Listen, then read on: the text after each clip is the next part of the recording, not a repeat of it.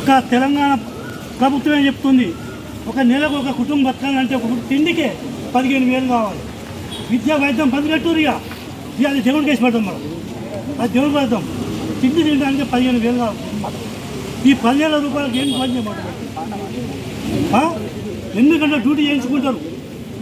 ఇది మానవ హక్కుల ఉల్లంఘన. ఇది నేను దీన్ని పూర్తిగా ఖండిస్తున్నా. ఈ విధి విధానాన్ని ఈ ప్రభుత్వం ఇప్పుడే కన్ను తెలిసి ఒక మనిషి బతకాలంటే, ఒక ఫ్యామిలీ బతకాలంటే ఎంత వేతనం ఉండాలి, ఆ వేతనాన్ని మీరు సవరించి ఒక మంచి తెలంగాణ బంగారు తెలంగాణ చెప్పుకునే ఈ ప్రభుత్వాలు ఈరోజు తిండికి దిక్కులుగా వేసే ప్రాంతాలుగా మారిపోతుంది. ధనవంతులుగా మారిపోతున్నారు. బిచ్చగాళ్ళు లెక్కుంటారు.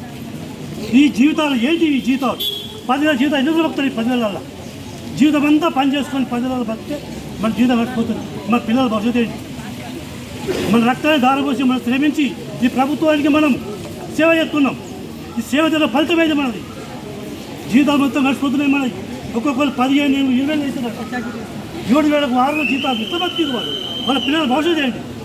ఇంతమంది ఇంత ఘోరమైన పరిస్థితిలో వస్తే ఈ ప్రభుత్వాలు ఏం చేస్తున్నాయి? నాకు ఈ 15,000 కూడా అసలు ఒప్పుకునే విషయమే లేదు అసలు వాస్తవానికి.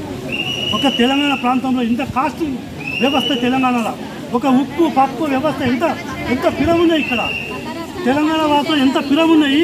ఈ పిరం లోపల నువ్వు ఇచ్చే 10,000 రూపాయలతో బియ్యపత్త రాదు, ఇళ్ళకు నూనె రాదు, పప్పు రాదు. ఇవన్నీ కాకుండా దీనికి పిల్లల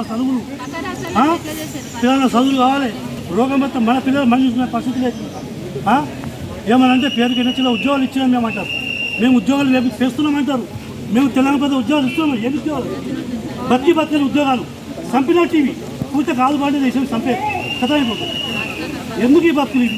10,000 జీతాలు ఇచ్చి చంపుడు ఇవన్నీ ఏమీ కాదు. ప్రభుత్వం ఇప్పటికైనా ఒక సవరణ చేసి ఒక రిపోర్ట్ తీసుకొని తెలంగాణ ప్రాంతంలో ఒక ఫ్యామిలీ బతకాలంటే ఎంత డబ్బులు అవసరం ఉంటాయి?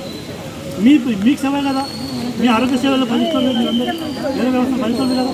ఆ ప్రజలకు సేవ చేస్తున్నాయి మీరు అందరూ కలిసి. ఆ ప్రజలు సేవ చేసినప్పుడు ఇంత నరకమైన వ్యవస్థ ఎందుకున్నావు? ఒక్కొక్కరు ఎన్ని చేయడం నిధులు ఆగాలి కూడా పనిచేస్తాం. నాకు తెలుసు నేను జయించే ప్రాంతంలో ఒక్కొక్క సమస్య ఎంత బాగా అనిపిస్తుంది నాకు.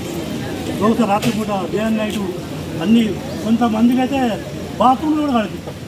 అట్లాంటి పరిస్థితులు, బాత్రూంలో బెడ్షీట్లు, ఘోరమైన పరిస్థితులు ఉన్నాయి. నాకు తెలుసు ఆ విషయాలు. ఇంత ఘోరమైన పరిస్థితులు మీరు పనులు చేయించుకోవాలి. వేతనాలు ఇస్తున్నారు మీరు. మీ వేతనాలు ఏమి ఉన్నాయి ఈరోజు తెలంగాణలో? ఇంత ఘోరమైన పరిస్థితి బతకడానికి బతకడానికి అంతమైన ఘోర పరిస్థితి తెలంగాణలో. ఈ 10,000 జీతం మీరు వెంటనే సవరించి 10,000 జీతం. ఆ తర్వాత సమాన పని సమాన వేతనానికి మీ డిమాండ్ అతి త్వరలో మీరు నిర్ణయాలు తీసుకోవాలి. ఇట్లాంటి పరిస్థితులు మీ ప్రభుత్వం నష్టం జరుగుతుంది.